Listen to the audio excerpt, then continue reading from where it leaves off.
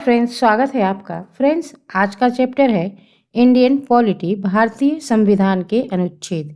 देखिए, आर्टिकल से रिलेटेड बहुत सारे क्वेश्चन एग्जाम में पूछे जाते हैं, तो ये मोस्ट इम्पॉर्टेंट टॉपिक है आपके किसी भी एग्जाम के लिए।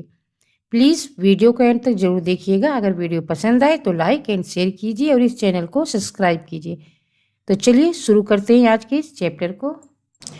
महिलाओं के सम्मान के लिए कुप्रथाओं का त्याग करना प्रत्येक भारतीय नागरिक का कर्तव्य है। यह किस अनुच्छेद में वर्णित किया गया है? तो फ्रेंड्स, आपका ऑप्शन ए करेक्ट है। अनुच्छेद 51 क के अंतर्गत भारत के प्रत्येक नागरिक का कर्तव्य है। फ्रेंड्स, भारतीय संविधान के भाग 4 के मूल कर्तव्य के तहत अनुच्छेद 51 क में यह वर्णित किया गया है। संविधान के किस अनुच्छेद में मंत्रिमंडल शब्द का प्रयोग किया गया है? फ्रेंड्स, तो करेक्ट है आपका ऑप्शन सी।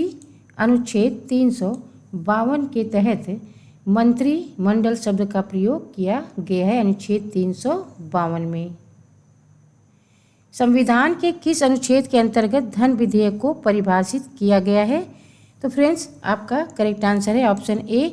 अनुच्छेद 110 के तहत धन विधेयक को परिभाषित किया गया है। फ्रेंड्स, धन विधेयक से संबंधित कुछ महत्वपूर्ण बातें हैं, उसे भी जानते हैं। फ्रेंड्स, अनुच्छेद 110 में धन विधेयक को परिभाषित किया गया है। वहीं अनुच्छेद 117 में वित्त विधेयक को परिभाषित किया गया है। यह दोनों विधेयक ही लोकसभा में भी और लोकसभा में ही प्रस्तावित किए जा सकते हैं। धन विधेयक यह निश्चित करने का दायित्व लोकसभा अध्यक्ष का होता है। बात होती है फ्रेंड्स लोकसभा अध्यक्ष की, तो भारत में प्रथम लोकसभा अध्यक्ष थे जी.बी. मावलंकर और वर्तमान में लोकसभा के अध्यक्ष हैं ओम बिरला। भारत के संविधान का अनुच्छेद 368 किसके संबंध में है? तो फ्रेंड्स, आपका करेक्ट आंसर है ऑप्शन ए। संविधान का संशोधन करने की भारत की संसद की शक्ति इससे संबंधित है। अनुच्छेद 368। भारतीय संविधान का कौन सा अनुच्छेद संसद को अंतर्राष्ट्रीय समझौते को लागू करने के लिए विधि निर्माण करने की शक्ति प्रदान करता है? तो फ्रेंड्स, आपका करेक्ट आंसर है ऑप्शन बी 253। अनुच्छेद 253 के तहत संसद को अंतर्राष्ट्रीय समझौते को लागू करने के लिए विधि निर्माण करने की शक्ति प्रदान करता है। किस अनुच्छेद के अंतर्गत सर्वोच्च न्यायालय की स्थापना एवं गठन संबंधी प्रावधान किए गए हैं? तो फ्रेंड्स, आपका ऑप्शन ए सही है। अनुच्छेद 124 से 127 जिसके अंतर्गत सर्वोच्च न्यायालय की स्थापना और गठन संबंधी प्रावधान है। चलिए फ्रेंड्स, सर्वोच्च न्यायालय से संबंधित कुछ महत्वपूर्ण अनुच्छेद और भी हैं, उनकी जानकारी लेते हैं। सर्वोच्च न्यायालय से जुड़े प्रावधान जिसे परिभाषित किया गया है अनुच्छेद 124 से 147 भाग 5 के अध्याय 4 में। वहीं उच्च न्यायालय से जुड़े जितने भी प्रावधान हैं वह अनुच्छेद 214 से 231 में भाग 6 के अध्याय 5 में निहित हैं। अधीनस्थ न्यायालयों के प्रावधान वह हैं अनुच्छेद 233 से अनुच्छेद 237 में भाग 6 के अध्याय 6 में उल्लिखित हैं। तो फ्रेंड्स, यह न्यायपालिका संबंधित महत्वपूर्ण अनुच्छेद थे। इस अनुच्छेद के अंतर्गत कार्यकारी मुख्य न्यायाधीश की नियुक्ति की जाती है? तो फ्रेंड्स, आपका करेक्ट आंसर है ऑप्शन ए। अनुच्छेद 126 के अंतर्गत कार्यकारी मुख्य न्यायाधीश की नियुक्ति की जाती है। सेवानिवृत्त न्यायाधीशों को भी सर्वोच्च न्यायालय की बैठकों में उपस्थित होने के लिए बुलाया जा सकता है। तो फ्रेंड्स, यह है अनुच्छेद 128। आपका ऑप्शन डी करेक्ट है। अनुच्छेद 128 के अंतर्गत सेवानिवृत्त न्यायाधीशों को सर्वोच्च न्यायालय की बैठकों में उपस्थित होने के लिए बुलाया जा सकता है। राज्यपाल किस अनुच्छेद के अंतर्गत राष्ट्रपति के विचार के लिए किसी विधेयक को आरक्षित रख सकता है? तो फ्रेंड्स, आपका ऑप्शन ए सही है। अनुच्छेद 200 के तहत राष्ट्रपति के विचार के लिए किसी भी विधेयक को राज्यपाल आरक्षित रख सकता है। फ्रेंड्स, राज्यपाल से संबंधित और भी कई महत्वपूर्ण अनुच्छेद हैं, चलिए उसे भी देखते हैं। अभी आपने देखा कि अनुच्छेद 200 के अंतर्गत राष्ट्रपति के विचार के किसी भी विधेयक को आरक्षित रख सकता है राज्यपाल। वहीं अनुच्छेद 201 के अंतर्गत आरक्षित विधेयक पर राष्ट्रपति द्वारा अनुमोदित देने या अनुमति रोक देने की घोषणा का वर्णन किया गया है अनुच्छेद 201 के अंतर्गत। अनुच्छेद 155 के अंतर्गत राज्यपाल की नियुक्ति राष्ट्रपति करता है। वहीं अनुच्छेद 156 में राज्यपाल की पदावधि से संबंधित उपबंध दिए गए हैं अनुच्छेद 156 में। फ्रेंड्स, यह थे महत्वपूर्ण राज्यपाल से संबंधित अनुच्छेद। राज्य विधानसभाओं में आंग्ल भारतीय समुदाय के लिए प्रतिनिधित्व का प्रावधान भारत के संविधान के किस अनुच्छेद में किया गया है? तो फ्रेंड्स, का correct answer friends option B, अनुच्छेद 334। फ्रेंड्स, आंग्ल भारतीय समुदाय या जिसे एंग्लो इंडियन समुदाय भी कहा जाता है, चलिए इससे जुड़ी कुछ खास बातें जानते हैं। भारतीय संविधान के अनुच्छेद 334 के तहत राज्य विधानसभा में भारत में रहने वाले उन लोगों का समूह है जिनका वंश भारतीय और यूरोपीय दोनों है, और इन्हीं समुदाय के लोगों को एंग्लो इंडियन या फिर आप जिसे आंग्ल भारतीय समुदाय भी कहते हैं। एंग्लो इंडियन समुदाय के लोगों को पहली भाषा अंग्रेजी इनकी होती है और इस समुदाय से जुड़े लोग ईसाई धर्म को अपनाते हैं। एंग्लो इंडियन समुदाय के लोग भारत के लोगों के रूप में ही पहचाने जाते हैं, ना कि किसी खास क्षेत्र के। एंग्लो इंडियन समुदाय के लोग ज़्यादातर कोलकाता और चेन्नई में रहते हैं और भारत में एंग्लो इंडियन समुदाय के लिए लोकसभा में 2 सीटें आरक्षित थी, परंतु जनवरी 2020 में 104वें संविधान संशोधन अधिनियम 2019 के तहत लोकसभा और राज्य विधानसभा में एंग्लो इंडियन आरक्षित सीटों को खत्म कर दिया गया है। तो फ्रेंड्स, यह थे आंग्ल भारतीय समुदाय या फिर यूँ कहें कि एंग्लो इंडियन समुदाय से जुड़ी कुछ खास बातें। क्षमादान तथा कुछ मामलों में दंडादेश के निलंबन, परिहार या लघुकरण भी राज्यपाल की शक्ति के किस अनुच्छेद के अंतर्गत किया गया है? फ्रेंड्स, आपका करेक्ट आंसर है ऑप्शन सी, अनुच्छेद 161 के अंतर्गत राज्यपाल को यह शक्ति प्राप्त होती है कि वह क्षमादान के कुछ मामलों, दंडादेश के निलंबन, परिहार या लघुकरण की शक्ति राज्यपाल के पास होती है अनुच्छेद 161 के अंतर्गत। किस अनुच्छेद के तहत राज्यपाल को अध्यादेश जारी करने की शक्ति प्राप्त है? तो फ्रेंड्स, आपका ऑप्शन ए सही है, अनुच्छेद 213 के अंतर्गत राज्यपाल को अध्यादेश जारी करने की शक्ति प्राप्त होती है। चलिए राज्यपाल से जुड़े फिर कुछ महत्वपूर्ण अनुच्छेद देखते हैं। भारतीय संविधान के अनुच्छेद 213 के तहत राज्यपाल अध्यादेश जारी कर सकता है। भारतीय संविधान के अनुच्छेद 155 के तहत राज्यपाल की नियुक्ति राष्ट्रपति करता है। संविधान के अनुच्छेद 156 के अंतर्गत राज्यपाल की पदावधि संबंधी उपबंध दिए गए हैं और वहीं संविधान के अनुच्छेद 164(1) में यह बताया गया है कि मुख्यमंत्री की नियुक्ति राज्यपाल करेगा और अन्य मंत्रियों की नियुक्ति राज्यपाल मुख्यमंत्री की सलाह पर करेगा। राज्य की विधानसभाओं में सदस्यों की संख्या किस अनुच्छेद में निर्धारित की गई है? तो फ्रेंड्स, आपका करेक्ट आंसर है ऑप्शन सी, अनुच्छेद 170 के अंतर्गत विधानसभा में सदस्यों की संख्या निर्धारित की जाती है। वहीं भारतीय संविधान के अनुच्छेद 170 के मुताबिक हर राज्य की विधानसभा में सदस्यों की संख्या 500 से अधिक और 60 से कम नहीं हो सकती। अंतरजातीय परिषद का उपबंध किस अनुच्छेद में किया गया है? फ्रेंड्स, संविधान के अनुच्छेद 263 के तहत अंतरजातीय परिषद की स्थापना की गई, जिसे ISC भी कहा जाता है। फ्रेंड्स, इसकी स्थापना 28 मई 1990 को हुई थी और इसकी संरचना उपराष्ट्रपति की सिफारिश पर की गई थी। प्रधानमंत्री इस परिषद के अध्यक्ष होते हैं और सभी राज्यों के मुख्यमंत्री इस परिषद की सामान्य सदस्य होते हैं। केंद्र शासित प्रदेशों के मुख्यमंत्रियों के पास अपनी विधानसभा होती है। 4 कैबिनेट रैंक के मंत्रियों को इस परिषद में अस्थायी सदस्य के रूप में आमंत्रित किया जाता है। जल संबंधी विवादों का न्याय किस अनुच्छेद के अंतर्गत किया जाता है? तो फ्रेंड्स, आपका करेक्ट आंसर है अनुच्छेद 262। यहाँ पर फ्रेंड्स गलती से 263 लिख उठा है। अनुच्छेद 262 के अंतर्गत जल संबंधी विवादों का न्याय होता है। वहीं अनुच्छेद 263 में अंतरजातीय परिषद का प्रावधान है। अनुच्छेद 352 में राष्ट्रीय आपातकाल की घोषणा की जाती है और अनुच्छेद 360 के अंतर्गत वित्तीय आपातकाल की घोषणा की जाती है।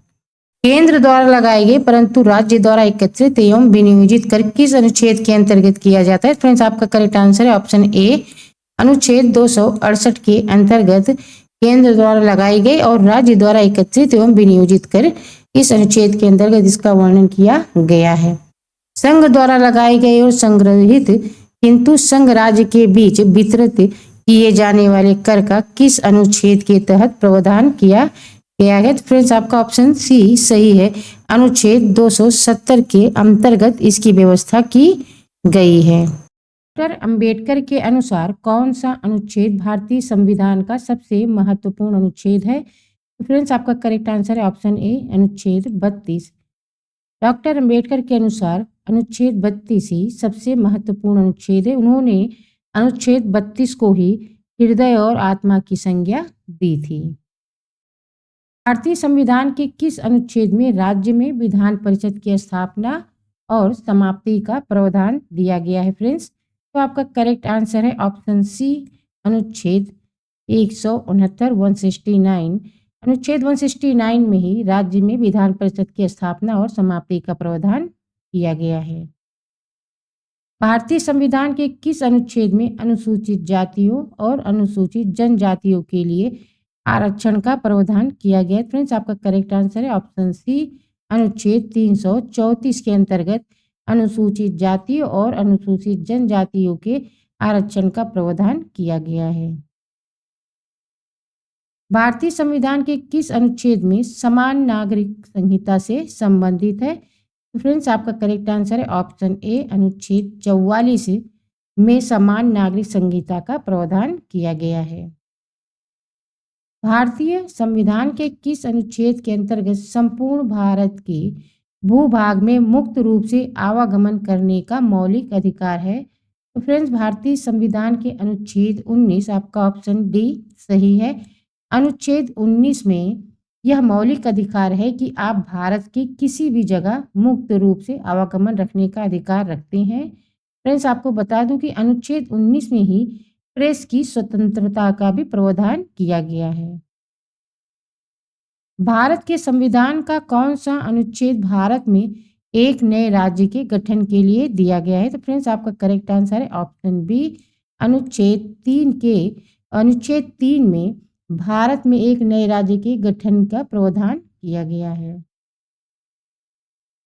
भारतीय संविधान के किस अनुच्छेद में राष्ट्रपति अध्यादेश जारी कर सकता है? फ्रेंड्स आपका ऑप्शन ए सही है, अनुच्छेद 123 के अंतर्गत राष्ट्रपति को अध्यादेश जारी करने की शक्ति प्राप्त होती है। और वहीं भारतीय संविधान के अनुच्छेद 75 में प्रधानमंत्री के पद का प्रावधान किया गया है, जिसके अनुसार प्रधानमंत्री को राष्ट्रपति द्वारा नियुक्त किया जाता है।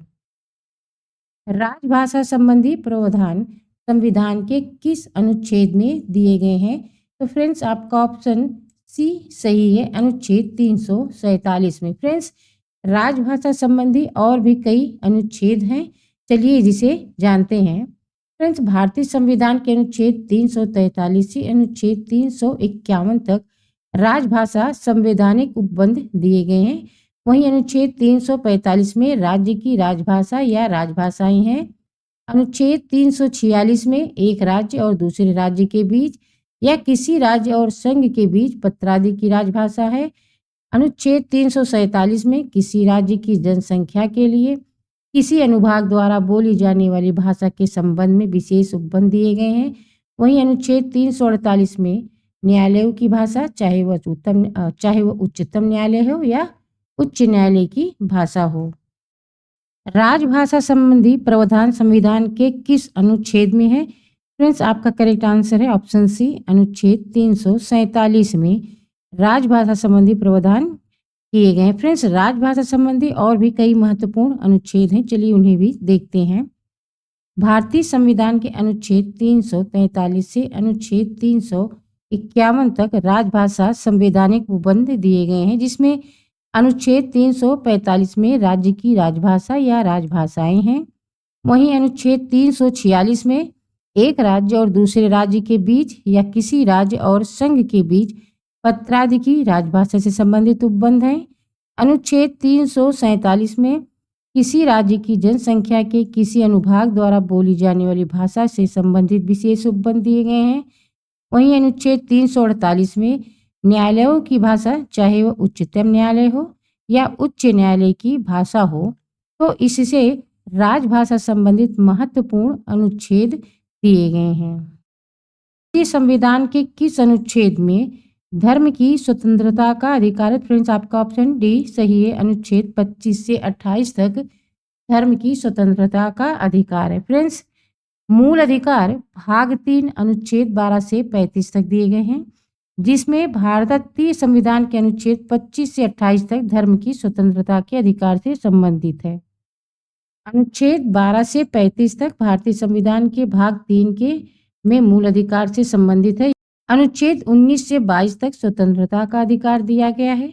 अनुच्छेद 23 से 24 तक शोषण के विरुद्ध अधिकार है और अनुच्छेद 14 से 18 तक समानता का अधिकार, अनुच्छेद 25 से 28 तक धर्म की स्वतंत्रता का अधिकार है।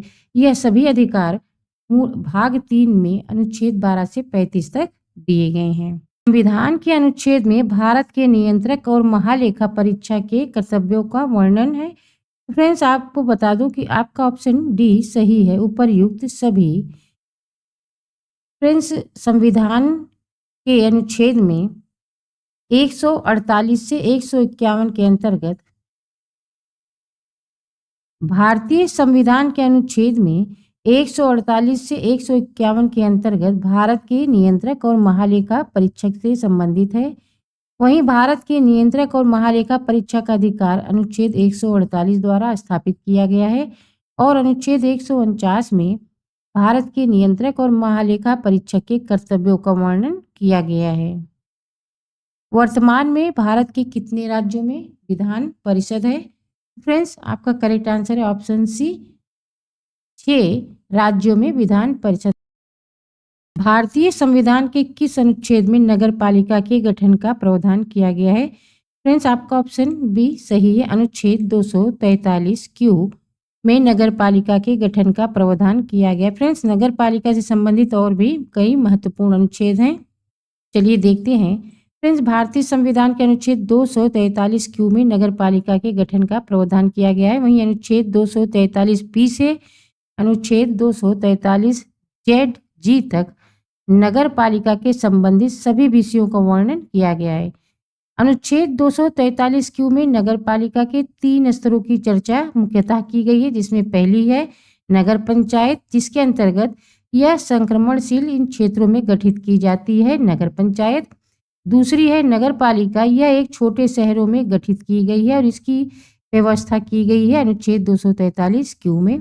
वहीं फ्रेंड्स, तीसरी है नगर निगम, इनका गठन बड़े शहरों और महानगरों में किया जाता है। तो अनुच्छेद 243 से 243 ओ तक पंचायत से संबंधित सभी विषयों को वर्णन किया गया है। फ्रेंड्स, तो यह थी संबंधित जानकारी नगर पालिका की।